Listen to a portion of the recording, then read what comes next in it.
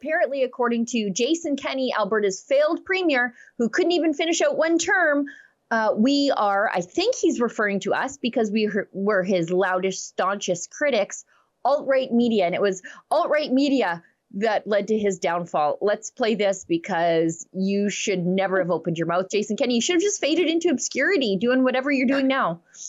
Exactly. And I think I've been credited through 25 years in elected life, 30 years in public life, for being a pretty good communicator, fairly persuasive, but I found it almost impossible to persuade or even speak to some segments of the population in COVID.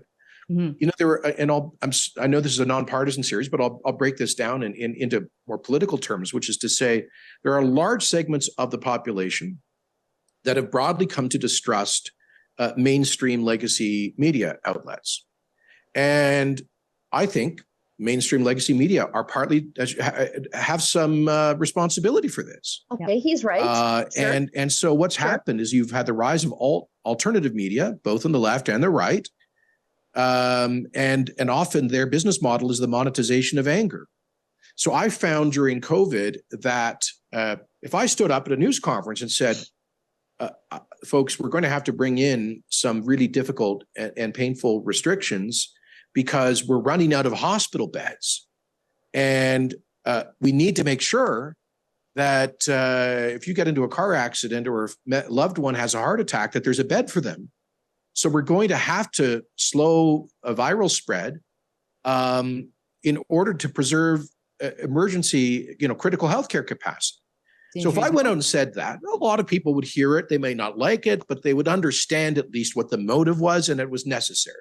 We might quibble about the policy, might quibble about the healthcare system, but they would understand what we were trying to do and why.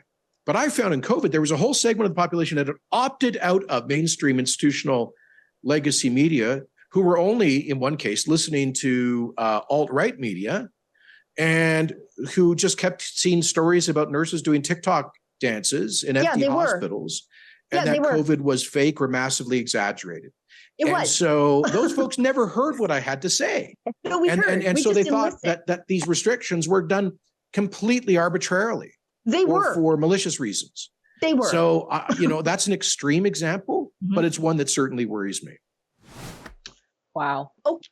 Okay. It was not me that made him lie about vaccine passports. Exactly. To claim he didn't know what they were and we would never have them and they would violate your privacy and your freedom. It wasn't me that made him lie about that. He lied and the people could not abide it. It wasn't me that made his government go around arresting pastors in the street like they're El Chapo. Yeah. He did that. All we did was report on it. It wasn't me that made him go to the top of scandal-plagued Sky Palace and have a drunken whiskey party with senior cabinet ministers. Oh my gosh. I forgot. I didn't do that. He did it. All we did was report on it. While the protesters underneath Sky Palace were facing arrest for gathering at the hands of the sheriffs and the EPS. He was up on Sky Palace overlooking them with senior cabinet ministers, including Tyler Shandro, who lost his seat because, I think, in part because of this photo.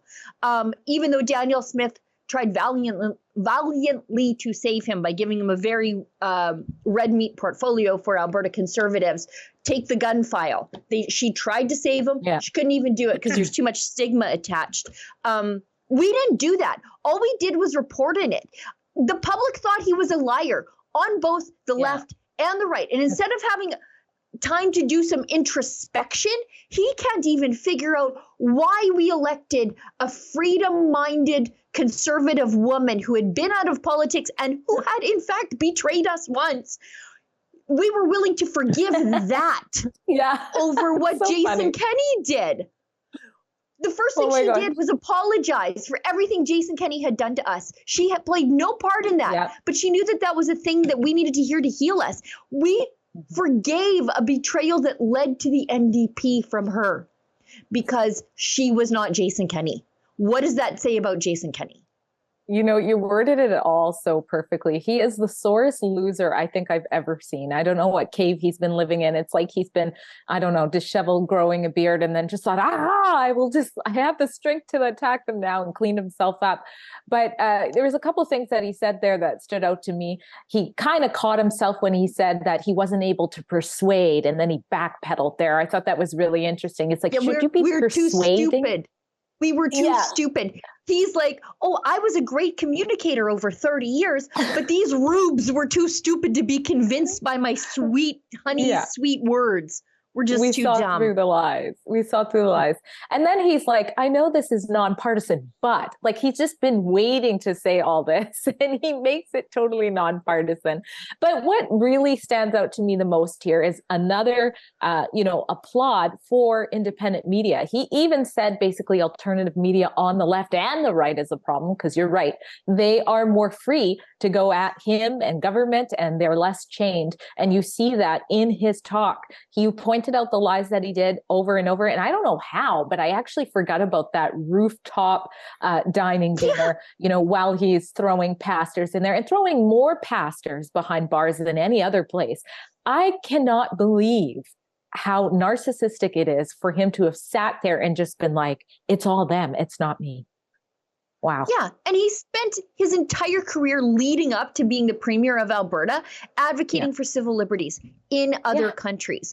But once it became his responsibility to protect civil liberties from the tyranny of the state, I mean, China uses public health all the time to infringe on the civil liberties of its citizens. They did it in Hong Kong, right?